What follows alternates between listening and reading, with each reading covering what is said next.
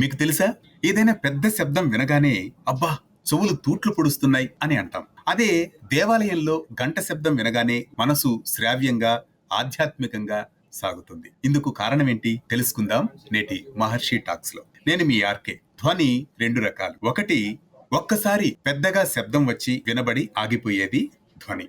అదే కొనసాగుతూ ఒక శ్రావ్య తరంగంలా కొనసాగేది ఘంటానాదం. ఈ ఘంటానాదం అనేది మనం దేవాలయంలో అడుగు పెట్టగానే శ్రావ్యంగా వినిపిస్తుంది. మనసు ఏకాగ్రత వైపు మరలుతుంది, భగవంతుని వైపు చిత్తాన్ని నిలుపుతుంది. అదే ఘంటానాదంలో ఉన్నటువంటి విశేషం. ఈ ఘంటానాదం సమయంలోనే భగవంతునికి నైవేద్యం సమర్పించడం ఆనవాయితీ. మరో విశేషం ఏంటంటే, ఘంటానాదం మన చెవులకు ఒక వ్యాయామంలా పనిచేస్తుందట. అంతేకాదు, రోగాన్ని కలిగించే క్రిములను కూడా అది వదలగొడుతుందట.